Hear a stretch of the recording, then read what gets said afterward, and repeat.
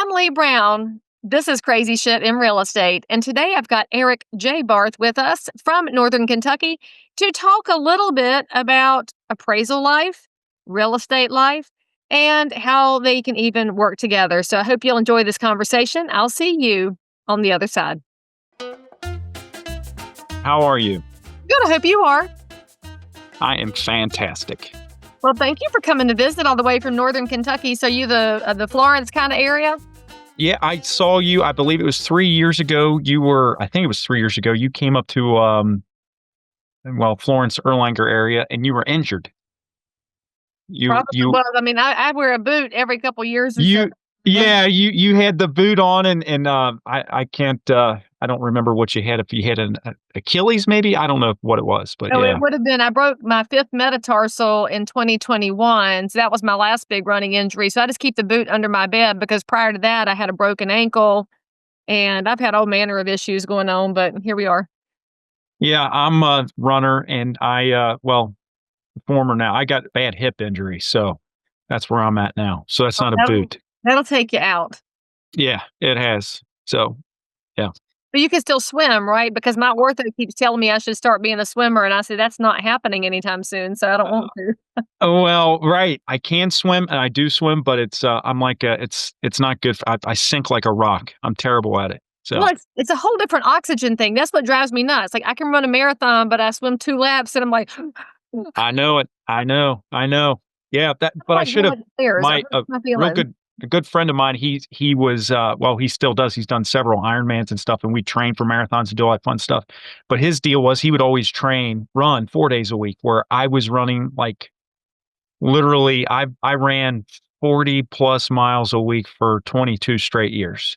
And, there were a couple years in there where I had over 3,000 miles of running in, and that's probably but he never did that, but he always had really good times, but he would swim, he would bike, he mixed it up a little bit, so. Was that Scott Piniella? Because he's my friend in Kentucky that does Ironmans. No, that's a guy named Jerry Bricking. Yeah, I don't know Jerry. Do you know Scott Piniella? He's over Louisville market. Yeah, no, I know the name, but it's about 100 miles due southwest of me, so. Well, he's a very nice man. His wife, Meg, is very nice. They got a whole bunch of kids and good real estate agents. So I had to ask, Yeah. No, that name is really familiar, but no. So tell our listeners, how long you've been in and around real estate and appraising, and give them a little bit of a picture of who Eric Barth is. I was licensed as a real estate agent way back in 2001. In 2001, I went past a real estate. I went to college, Northern Kentucky University, to be a history teacher, and I was going to be a football coach. Okay. So then I decided that I probably, looking into the future, didn't want to be spending time coaching everyone else's kids. While that sounds a little maybe selfish at the time, but I wasn't married at the time, didn't have any kids. I just thought, well, I got to get something different. And some work that I was doing landscaping, a guy was a general certified appraiser, which I really did not know anything about the appraising business. Well, long and short of it is I got licensed in 2001 as a real estate agent, had zero clue what to do or how to sell real estate in 2001 once I passed that test. Basically, you learn how to stay out of trouble, but really didn't know how to communicate with anybody or know anyone. And so the general certified appraiser, going back to the running stuff, I was meeting up with a running group. I started meeting with these guys back in November of 2000. And I had run my first marathon, the Cincinnati Flying Pig. Had never run further than 14 miles before I ran that race. Went out and ran it completely, ran like 3 hours and 52 minutes or something. And then we can't be friends. I ended up going, but trying and you were sub 4. What's that? You weren't even trying and you were sub 4. Yeah. Oh, yeah. Well, I've been sub 250 before too, so I got to that. So that was always fun. But that's neither here nor there. But how I got into real estate was because of running, really, and doing work at this guy's house. But so I ran that, and they said, "Hey, why don't you start meeting with our running group?" And this is back. I'm a landscaping guy, and I'm meeting with guys who own real estate businesses, guys who are vice presidents of big companies in Cincinnati and that kind of thing. I was completely out of my element, really. And the only thing that I had going is I was a high school football player and kind of known around there with a few of these guys. They said, "Oh, this guy's a runner now." Well, that kind of thing. So anyway, we run the Flying Pig a year after I'd run that first one, and me and the guy who was the general certified appraiser, we ran 2 hours and 58 minutes, a marathon. We ran it together and kind of finished going toe to toe. Well, the next day, I just happened to have his office in his house on my deal for landscaping maintenance stuff. And so I took a crew and I was there at 7:30 in the morning the next day after running that 26.2 miles. And I had my crew. I was out driving a tractor, loading mulch, all that kind of fun stuff. And I get to the house. This is this is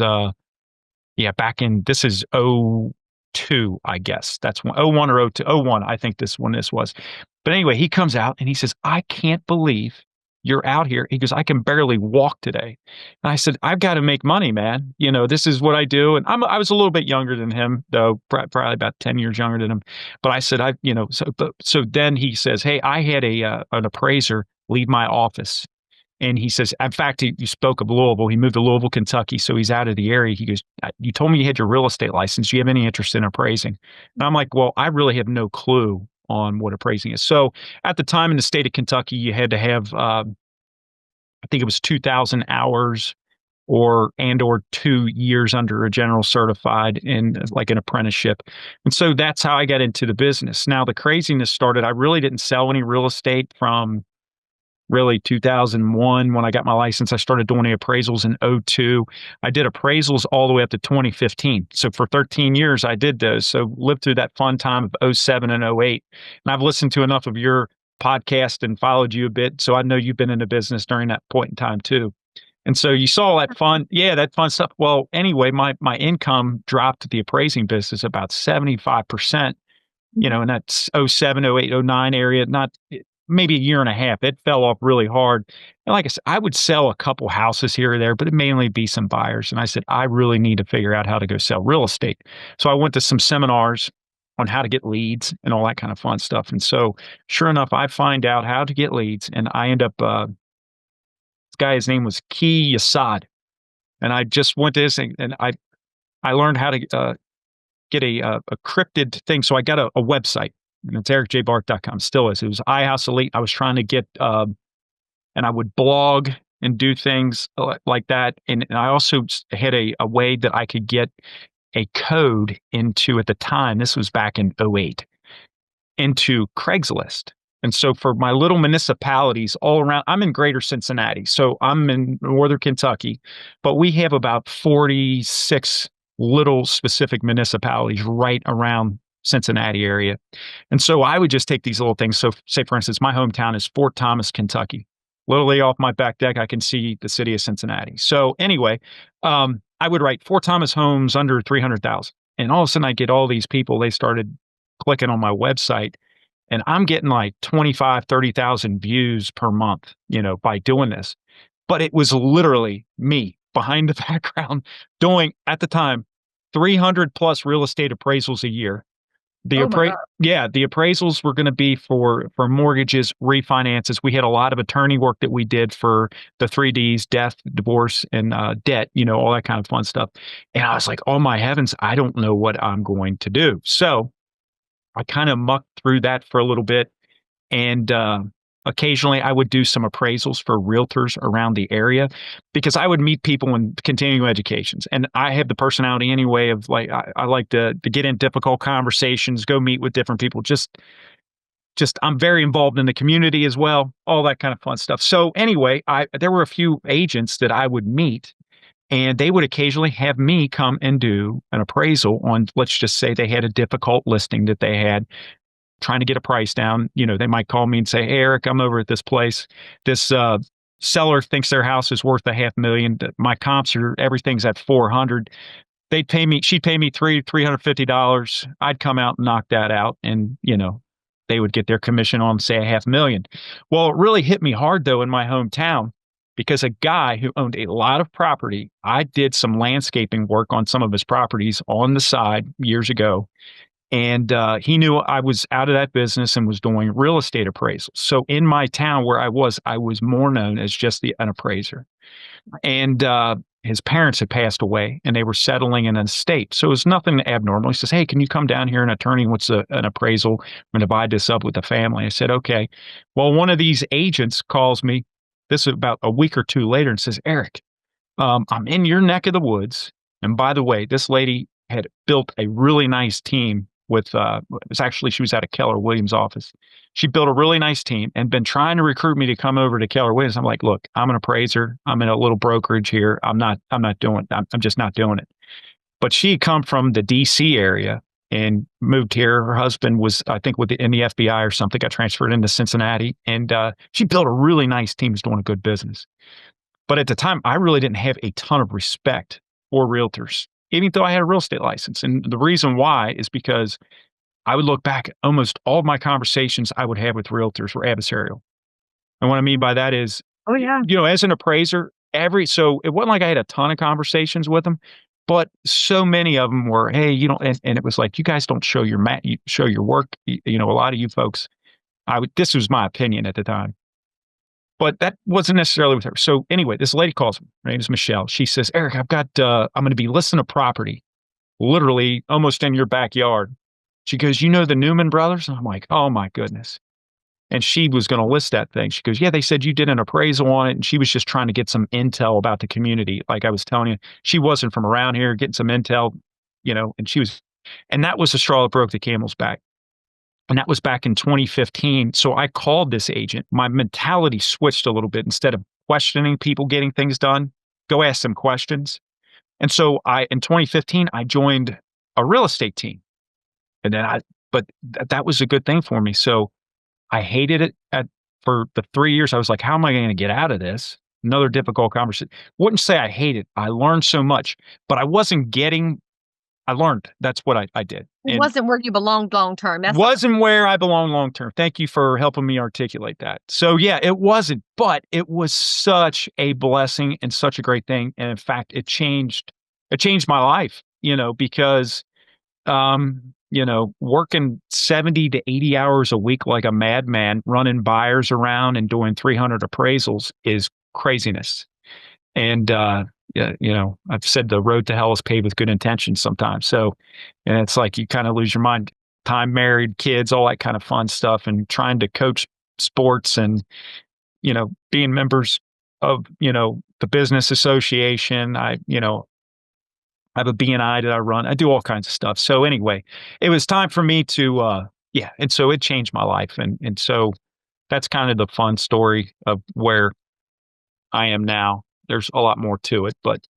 So since my audience is partially real estate people and partially consumers who are just kind of interested in our space, yeah, break down on the difference in an appraiser and a certified appraiser, because I find that a lot of people do not understand the difference and why it makes a difference to the final product even. Well, the general certified appraiser, there's a little more work behind that, but also they can do commercial stuff anywhere that they want to do it. And that's the biggest difference. But the appraiser wise, there's a lot more involved with the general certified than just the regular appraiser. But I would tell you, most of the time in a real estate transaction, whenever you're dealing, I'm assuming that a lot of folks here are more residential stuff than they are commercial and that. I'm just gathering that. But geographic competence means everything. And so if you are not, in Cincinnati area here where I'm at, I had, there's a little town, Newport, Kentucky. It is right across the river you can see the Cincinnati Reds Stadium, like inside of it from this place. Okay. And it's kind of a urban field town. But it's got historic districts. Every little street is different. There's the houses up on the hill. There's the houses down on the lower base, and there's all different economic neighborhood characteristics. Well, I'm selling a house over there. And, and then the last thing I expected was to have an appraisal issue on value on this thing. And the next thing you know, I'm getting a phone call from the lender saying, "Hey, we got an issue on this value." And I was like, what? So I look up the appraiser, and he's from north of Dayton, Ohio. who had come down to do this. Well, part of the deal was it was a VA, so there's fewer VA appraisers out there, VA, people that are qualified to do that. So it's a smaller pool. But again, I don't think this guy was completely. So again, though, I'm not just having an adversarial conversation. It's not that I'm not getting something that I don't want. I know how to communicate with that appraiser and say, hey, look, did you consider X, Y, and Z? There were literally two beautiful comps on the same street. The guy didn't even look at. I'm questioning if he even had access to our MLS. You know what I mean? I don't even know how competent we were with that. He was just on the thing. So we got the value back to where it needed to be. What the arms, not where it needed to be, but where the arm's length, where the contract price was. So, Squirrel, so come back. You never answered my question. What's the difference in appraiser and certified? Oh, it's more education. And then the certified, though, is going to allow you to bring on appraisers, the regular like apprenticeship. The certified is going to be your head appraiser with more experience, more transactions, more education. More education. And then they're also allowed to do the commercial stuff. That's the biggest thing. So if you're wanting to do strip malls and that kind of stuff. So if you're just a fee appraiser, you're not going to be doing the commercial stuff. The biggest difference going to be you're not going to be doing commercial stuff over 4 family houses. So you could do 2 to 4 families, single family residential houses, but that general certified, they have more education, they have everything, but they can do all the commercial. That's the biggest difference. If you're a homeowner and you're looking for a value on your house, are you better off with the certified than an appraiser? I wouldn't say you're better off. No. Because what you'll find too, what I find with some of this general certified appraisers is they aren't actually out in the field all the time. They have the other appraisers that are out there in the mix all the time. Right. So I wouldn't necessarily say that. It's just more of it'd be like, do I feel what I feel? Hopefully my broker wouldn't be upset if I said this, but would I feel better if my broker were out, taking people, showing them houses and listing houses? Probably. They're not in the thick of everything all the time, Well, but I'll take umbrage to that because I'm a selling broker. So well, that's different though. Yes. That's different. And I'm 25 years in. So if you give 1-year agent, I can run circles around them, even if absolutely property every day because my depth of knowledge. Sure. That's what I was going with the certified appraiser because we have one appraiser here in my county who's been in the business 30 years, but he's never gotten certified. Oh, that's no. See, I don't think that's. I would trust him to do that. I think all day and all night. But that's a big jump you're making to trust somebody. But you don't know anything about the reputation too, because 30 years could mean 1 year's experience times 30 instead of 30 years of deciding to get better at the business. That's true. But I would also look at what would be the volume of appraisals this person does. What are the types of, it depends on what building it is. If I have somebody that says, hey, I have a gas station down here with a grocery store attached to it, can you do this appraiser? Frank, I'm going to say no. I'm not going to. It's a whole different game. Yeah, I've maybe done 2 of those. But when I did 13 years of appraisals, probably, other than that really stretch of 07, 08, that I wasn't doing 300 then, but I was pretty much doing 300 real estate appraisals a year. And most, 99% of them were single family houses, condos. Where am I getting, just knowing the area. Now, just because somebody didn't have the, that extra certification, I wouldn't look into too much of that at all. I'd want to know how many appraisals they've done maybe in that area. What do they know? I mean, do they actually know what's going on here? The people, years ago, what was it? I think it was 1989, which is before my time. There was no licensing for appraisers. Oh, at all. There was not. There was not. And then when there was a savings and loan crisis that happened, and then after that, that is when they made all appraisers get licensed and that nobody was grandfathered in. So that got a lot of folks out of it. And then you hit all the new folks in. Now, I'm for the savings and loan crisis because my dad was in real estate at that time. And so we went through a pretty challenging time in our household in the 80s when that went down. But I didn't realize that was when appraisers had to get licensed. I have to check Carolina's history and see if we did at the same time as Kentucky did. Probably did. I'm betting you probably did. I don't know if it was like I said, that was before my time. I would have still been in high school in 1989. So, and my folks weren't in the real estate business. But what I found though, from even with the, I'll tell you, if you want to get into, I'll tell you the crazy thing. So when I first got into the appraisal business, what I thought was the craziest thing. So 02 up until about 07. So for the first 5 years, for a while, in my office, we had a few appraisers, and at the time I was the junior. And so they were sending me out to Timbuktu all the time, which was fine. Right. Which was fine. But at the time there might be, say, Eric, there's 2 purchases coming in, about 30 minutes away from our office. And can you go out there into Boone County? And I was over in Campbell County. There's 2 purchases out in Boone. But then they had these drive-by appraisals that we would do. Okay, and the drive-by appraisals weren't even on 1004 forms or 2055s. They were on a thing at the time were restricted forms, and all the drive-bys were for these on these restricted forms were for HELOCs, home equity line of credit. And so you would go out there, and it would just say Leigh says her house is worth $400,000. They would not ask me to put a value on it. They'd ask me to check a box, yes or no. Is it? Go look at it and see if it looks like 400. Go look at it. I would they wanted a picture of the front of the place and of the street. And this was a very big bank. They did tons of these things. And then I would come back into the office and they'd say, okay, well, here's how it would work though. You'd go out, there's 2 purchases. You'd roll out there and you'd, do your walkthroughs, measure the houses, take interior photos, do all that kind of stuff. And then you do 5 or 6 drive-bys. And you would do 5 or 6 of these drive-bys and they'd pay you like $75 a piece for them. And I'd have them everything in. So the 2 walkthroughs, all the drive-bys in by the end of the day and just churning them over like this. And I just thought, this is not sustainable. This is insane. Now, if you checked no on there, then you might have a loan officer calling you, griping at you, going, what are you doing on this? Now that would be, that's one. Then 2 would also be, then they would order a lot of times a walkthrough. And I'd be like, how would I know what on earth, you take a look at the tax record and say, okay, they bought this place 5 years ago for X amount of money.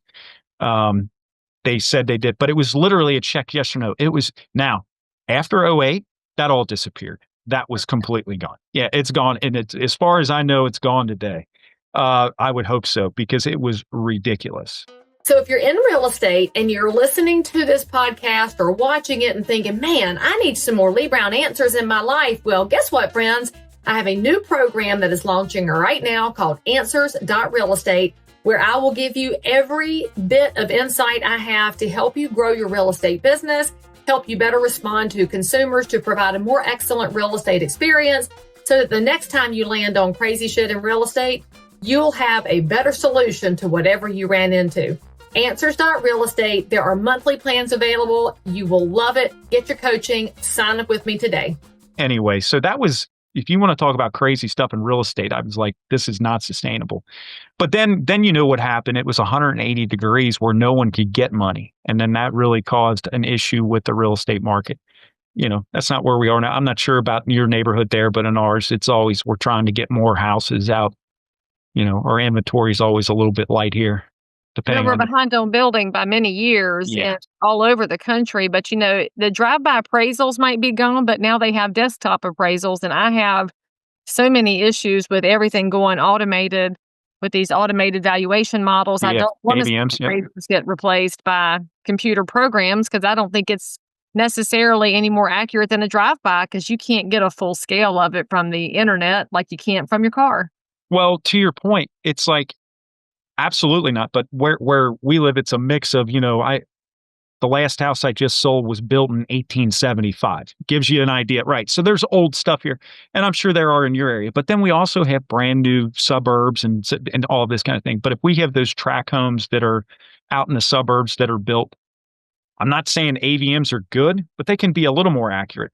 But, and say, for instance, a town I live in, you have a house. Eric, I'm challenged on that because you've been in houses that are owned by cat people. Oh, absolutely. Oh, absolutely. And the ATMs can't accommodate for conditions. No, they can't.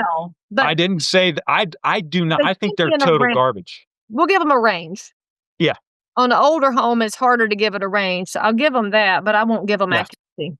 No, but even the AVMs, my point is the AVM does not take into account, like, say, for instance, where I live in my town, you'll have a newer home that's built in an infill lot, or there was a home that was torn down.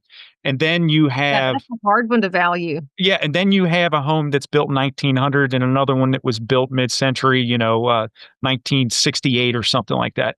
They're all different values. You're going to have stuff that's anywhere between 250 to, $2 million.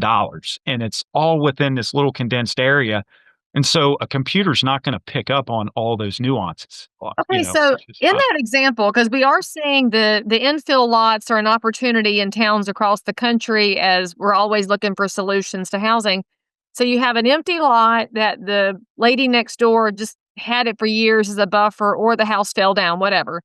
So they go in and build a new house, and everything else on the street is from the 1950s. Let's just call it a mid-century neighborhood. What kind of adjustment do you make for that, provided the beds, baths, and square footage are in line, but one's 70 years younger than the other ones? How do you accommodate for that? Well, on that, you're going to, there's three different ways to come to value. You have the sales comparison approach. You're going to have the cost approach and an income approach. Well, income's not going to really apply to that at all, but the cost approach, you're going to give that some weight. And that all you're doing is communicating with the underwriter and giving your best possible scenario. And if you don't have that information, you might have to go back and just dig up some old, maybe a little bit older sales, and then just say, okay, well, it's been a while since I've done an appraisal, but it's even like thinking in your head, how am I going to price a house now? Right. And it's like, okay, well, let's take a look at what the place did cost. I'm thinking about in my neighborhood in the past 5 years, I was just doing numbers. The median sale price, single family houses is up 34.4%, and you're not going to go just 34.4% up. Let's just say it's a 5-year-old house and you're in a neighborhood with 75-year-old houses. But there's ways that, that's in general, but it's not an exact science. It's an opinion of value. And, and that's why though, within real estate wise, I've had people call me up. I had a gentleman call me last week. He's in his upper 80s. In fact, I sold my biggest sale that I ever had, several years ago. Him and his wife never had any kids. And, a gift for that was he gave me his seat licenses to his University of Kentucky basketball down at 10th Row at Rupp Arena. So I'm a big Kentucky fan. So that's all good. Yeah, that's a good. I have to pay for him every year, but I got 10th Row at Rupp, so that's always fun. I know you're in North Carolina. You probably don't like Kentucky, but that's all right. I don't have any use for Kentucky, but I hate Duke more. So all right. Well, we don't like Duke at all. We always say you can't spell Duke without UK. But anyway, my point was he had called me and he said that his wife was not doing well. She was in a home and he's in his upper 80s. And he says, I'm not feeling, and I need an appraisal in my house. And I said, well, do you need an actual appraisal? I can get you connected with an appraiser, or do you just need to know what the general value of your house is? And he goes, oh, I just, so it wasn't anything legal. So I went over there and, I'm not charging him anything for that. And I'll probably end up selling the house for him when it comes that time. But, I give a range of value of what we think it's going to be worth. I like to, just like today, I think there's more value. And as long as like yourself, like you said, you've been in the business a long time. And it's not just a long time, but you've done your due diligence over time. And so I like to find out, well, how many actives, how many pendings, where's the market trending, to see how many showings are happening for properties in your price point. What's the percentage of houses in your price point that have sold in this market over the past year? All those fun little things which are prepped for him, which is way more detailed than an appraisal, in my opinion. Now, the appraisal is just for the bank. And what the appraisal work did is give me a ton of, it helped me understand all the little areas in my marketplace so much better, other than just the process of selling real estate. Because I think, as a realtor, digging deep into it, I think we can provide a ton of value for folks like that anyway. So then what is the piece of information that you think more practicing realtors should pay attention to, that appraisers are paying attention to, that would help bridge those gaps? Because as you said, we're looking at the property in two different viewpoints. The realtor's saying, how do I get it sold? The appraiser's opinion of value, all these different inputs. What inputs should realtors be paying attention to? Well, I'm going to say for my folks, it's all about setting expectations, as I'm sure that you know that. So setting expectations with your clients. And for me to say, if we get a number, let's just say we have 10 offers come in and we get multiple offers and we get way over the list price, right? And it's like, wow, I don't even know if that's going to appraise out. Well, I don't know if it's necessarily an appraiser doesn't know what he's talking about. He's going to do what his job is. My job, though, also is going to be to communicate what the expectations are with my seller. Go, look, this could become a problem up the road here. Now, if I have all my ducks in a row and know what the comps are, what the neighborhood what street, what neighborhood characteristics are in each little community, I'm never going to really be sweating, if I'm going to have an issue with an appraiser. So I don't like having those tough conversations. What's that? Come back. You like to go tell me a story when I ask you a question. Come back here, realtor, appraiser man. What data point should realtors be using that they're not using right now? Oh, I don't know what data point that somebody wouldn't be using. I know what I use. I have no idea what other folks are using and aren't using. Probably do, though, because aren't you in competitive situations for listings? Do you find out that you're providing something the seller had not heard before? For me, yeah. For me, it's setting the expectation up front. Literally, I'll be able to show my folks like how many showings have happened for properties in the neighborhood per price range. I'll break it down into $50,000. So how many homes have been shown? Let's say there's 75 showings have happened in our neighborhood in the past 30 days. And look here, there's the bulk of them are between 300 and 350,000. We have, several houses over 500,000, but I've shown like I don't know if there's a lot of buyers out here right now for these things. Just using that as an example. Well, I have that data that I can pull, and any realtor in my local area can pull that. I also showing time. Yeah, I just use the showing time. Yeah, showing time data to pull that up. See, that wasn't so hard. You're trying not to answer my question. It's available to all members of the thing in the showing time, but many aren't doing it. And so if you're a practitioner who's watching this or listening to this, make sure that you're finding out additional sources of information that can help set expectations, because you're 100% right, Eric. Our job is to set expectations and help people plan ahead for the process. And the point I'm trying to drive home is that the data is available if we will go find it. And that means if you're a consumer who's watching and listening to this, these are some things you should ask when you're interviewing agents. Are they going to the data to tell you what your expectations should be on the number of times strangers have to come in your house and how long it's going to take for it to sell? I find that sellers are wildly uneducated on days on market right now, and they should be, because that's changed a lot over the past 5 years. Yeah. So just for instance, it's even knowing that when you do go live with a listing, I mean, just to me, it's basic information, but it's like, where do we sit now with the actives that are out there? Where are we priced? Are we the highest one out there in this price point?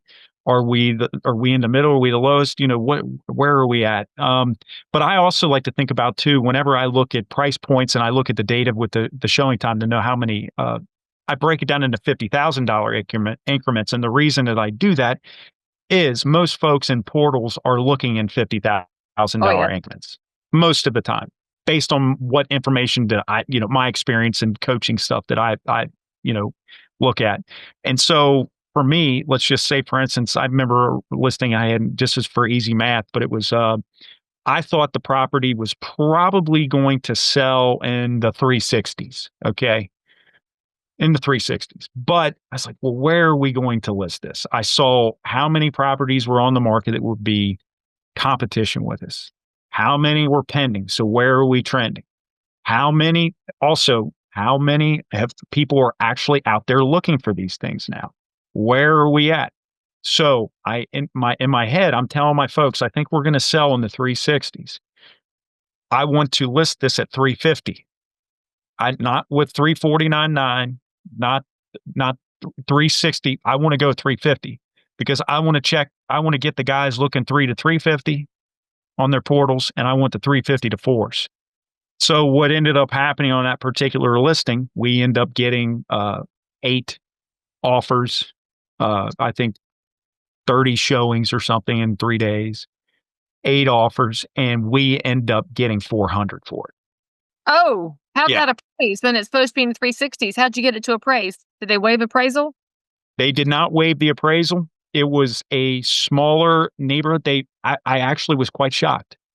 But we made it through. There were a few little, when I told you in this greater Cincinnati area, I'm in northern Kentucky, there's over 40 municipalities, but there's a few of them that are so tight. It's like, well, what, but the school district could be a little bit different. There could be a county. This is an independent school district, but most of the kids that live in this area go to a private school. There's all these little things that you need to know.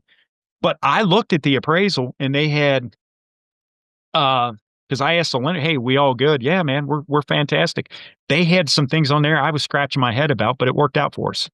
And yeah, so we got it at 4. But I was thinking 360, but my folks, obviously they were pretty happy. A little bit.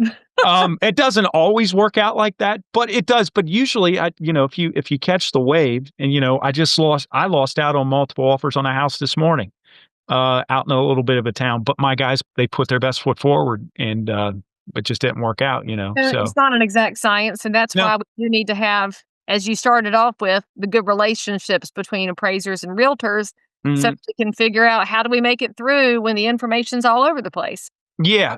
Right. And then the key is, I think for agents too, is to have your data just ready to go. I base this on X. And so then whenever you have that, it's not like you're attacking someone, you're just saying, I have this data and here's what we came up with. And usually that you don't want to attack somebody. I hate to say ego gets involved, but it does. It does. And then, so if you just have that conversation, but it's not like I have that many conversations. And usually the adversarial ones are the folks that aren't equipped to have conversations. How about that? That's what it is. Very true. Yeah. So that's what it is. It has nothing to do with the length of time in the business and everything to do with your attitude about how to go gather information. So, Eric, if anybody wants to talk to you about Northern Kentucky real estate or the Cincinnati general metro market, real estate, appraisal side, all those fun things, what's the best way for them to connect with you? You can contact me on my cell number. That's 859-912-2104. And then I'm also ericjbarth.com. Which you've had for a long time. And of course, been a while. Eric's contact information is in the show notes for this episode. So if you were unable to jot it down when he said it, never fear. Go to the show notes and give him a quick ring with all of your greater Cincinnati needs. Thank you so much for coming on the show. It's a fun to have a different perspective, and especially when you have two perspectives coming to the table. Hey, I appreciate you. I watch you all the time, and I enjoy your stuff and get a lot out of it. So thank you. Well, I'm glad that you participated in the fun, and all you viewers and listeners, say something nice about Eric in the comments, or you can ask him a question and he can come back and answer those. Hit the bell to subscribe and come back and see us next time. By the way, friends, don't miss my brand new coaching program at answers.realestate, where you can have access to Leigh Brown, submit your questions, have them answered, meet like-minded professionals, have an entire library to help you build your business no matter what happens in the market. Get signed up today. I promise you'll be glad you did. So if you found value in this episode, please like and subscribe to this channel, turn on the bell, and catch another amazing episode by clicking above. Crazy Shit in Real Estate is also available in all of your normal podcast apps. So if that's where you like to hang out, go find me, click subscribe, and most importantly, leave me a review that says you think I'm awesome, my guests are awesome, or this content is just exactly what you were looking for. And then, by the way, if there's something you need, you want to learn about something, you can comment below anytime. You can also send me a direct message if you need to remain anonymous. No judgment. But anyway, I'll only judge if you forget to subscribe and click. I'll see you next time.